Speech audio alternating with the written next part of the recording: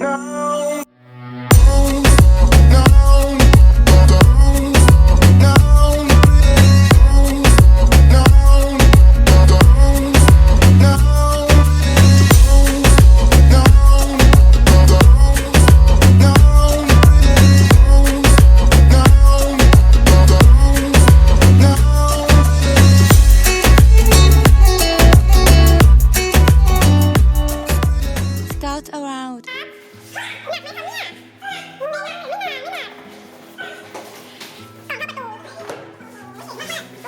ัสดีค่ะทุกคนกลับมาพบกันอีกแล้วนะคะวันนี้เราจะมารีวิวบอร์ดตัวใหม่กันค่ะแล้วเราก็มีแขกรับเชิญด้วยนะคะ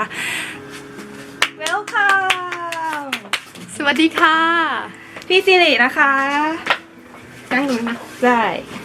นี่พี่ยูนะคะ โอเคก็เราเล่นกันมาประมาณ1 เดือนกว่าแล้วก็คือเล่นคนเดียวมันไม่สนุกก็เลยไปชวนพี่ๆมาเล่นกัน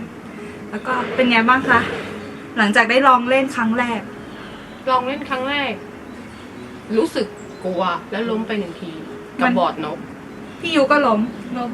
วันแร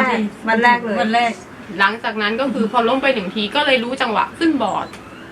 มันต้องล้มเนาะล้มแล้วก็จะเล่นเป็นใช่แล้วทีนี้พอลองบอร์ดนกเสร็จก็คือมีความรู้สึกว่ามันอืดแล้วก็แข็งเริ่มต้นพี่เริ่มต้นที่บอร์ดนกก่อนสาเหตุเพราะว่าอะไรทำไมถึงเลือกบอร์ดนกเพราะว่าคือตัวเองยังไม่เคยเล่นบอร์ดที่เป็นเซิร์ฟสเก็ตตัวไหนมาก่อนก็เลยมีความรู้สึกว่าบอร์ดนกครั้งแรกเรียนรู้คงจะดีแล้วก็คือ1ที่ไทยเล่นเยอะด้วยใช่มีรีวิวบอร์ดนกเยอะแล้วราคาก็ไม่ได้สูงมากก็เลยเลือกเป็นบอร์ดนก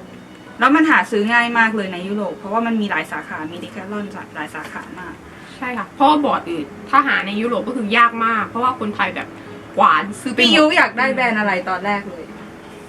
cover อยากได้ cover หนูอยากได้ Swelltech พี่ได้อะไรจำไม่ได้พี่อยากได้ยาวตั้งแต่แรกยาวมีในใจแต่แรกแต่ด้วยความว่า1หายากราคาตอนแรกก็รู้สึกว่าตัวเองเล่นไม่เป็นค่อนข้างสูงแต่ตอนนี้แบบรู้สึกว่าก็เล่นได้มาระดับหนึ่งแล้วเพราะเราค่อนข้างจะออกไปข้างนอกบ่อยมากหลังเลิกงานหรือว่าเสาร์อาทิตย์ก็จะนัดกันไปเล่นมันมีวันหนึ่งเราถ่ายกันประมาณมากกว่า5 กิโลอ่ะ3 ชั่วโมง5 กิโลถ่ายทางยาวๆถ่ายจนกลับบ้านถ่ายพื้นถ่ายใส่ถุงเท้าถ่ายด้วยใช่ค่ะไม่ใส่รองเท้าด้วยค่ะถุงเท้าขาดกลับบ้านอะไรเงี้ยก็คือถ่ายจริงจังมากแล้วก็มันทำให้เหมือนเล่นได้เร็วขึ้นเป็นได้เร็วขึ้นรู้สึกสนุกขึ้นใช่มันคือการฝึกฝนเลยอะแล้วพอไปฝึกกับเพื่อนก็จะบอกว่าเอ้ยย่อหน่อยทำท่านี้ช่วยกันก็จะแบบเล่นได้ดีขึ้นช่วยกันดูใช่พี่ยูคือไถเก่งที่สุด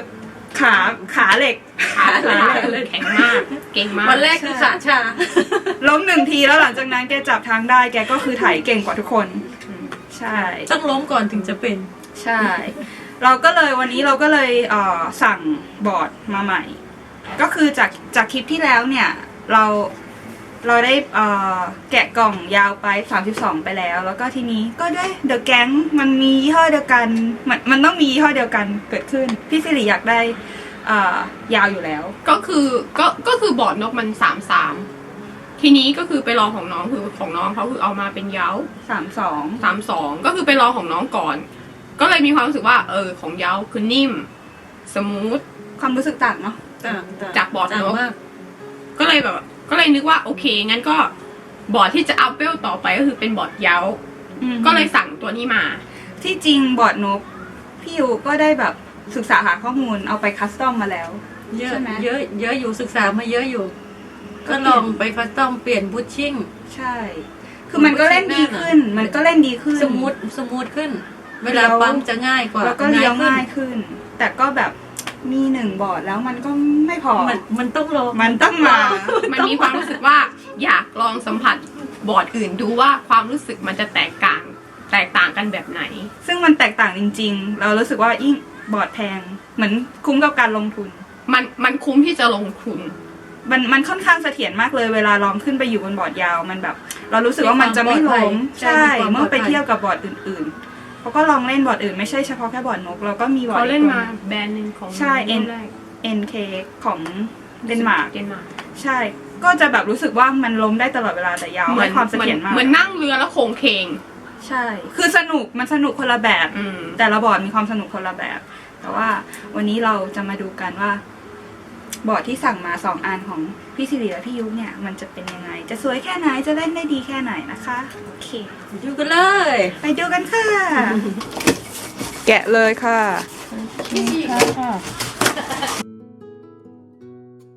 ว้าว เรามาดูกันนะคะว่าเป็นตัวไหน ว้าว แพ็กเกจดีมากเลยค่ะ คือแพ็กเกจจิ้งคือแบบเยี่ยม ปลอดภัย สภาพบอร์ดมาน่าจะโอเค ทุกอย่าง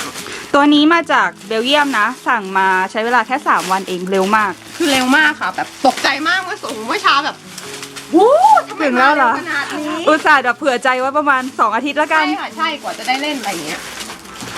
แป๊บนึงนะคะ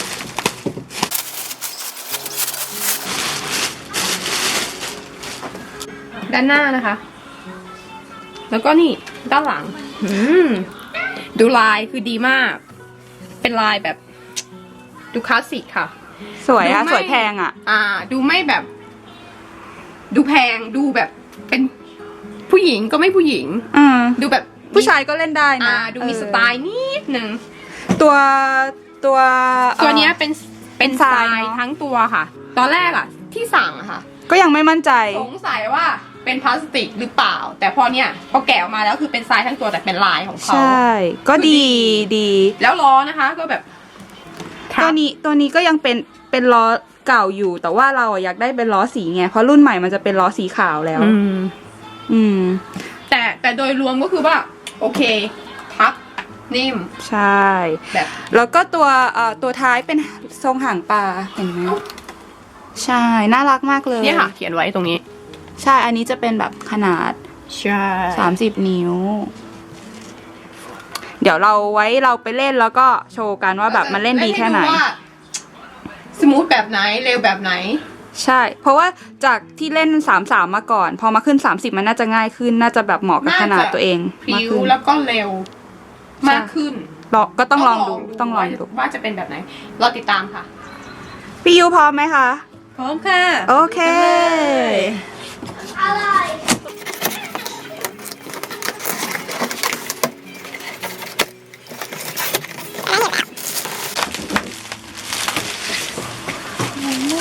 ใหญ่มาก ยาวมาก ยาวมากมาก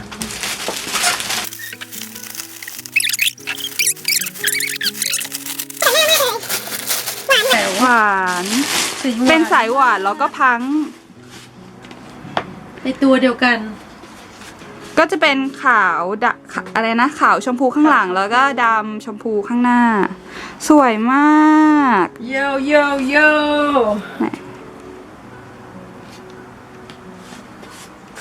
ดูข้างหลังหน่อย ตัวนี้จะเป็นขนาดเท่าไหร่นะพี่ยุ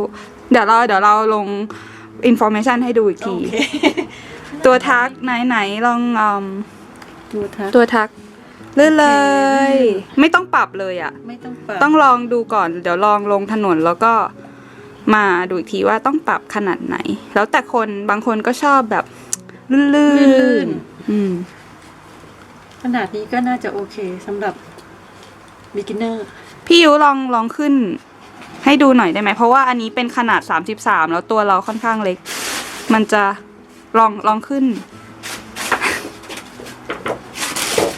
ดูลกๆนิดนึง บ้านๆเลยอ่ะ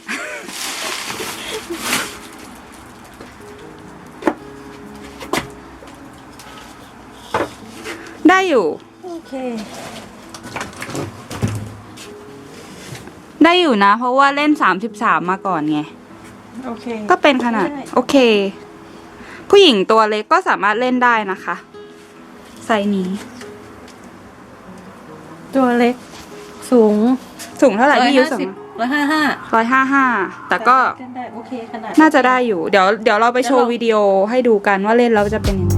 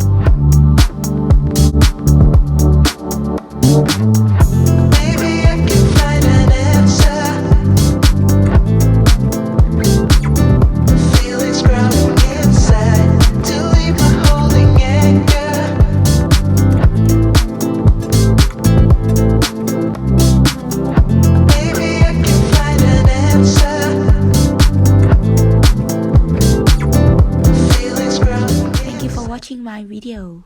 So don't forget to like and subscribe. See you next time. Bye bye.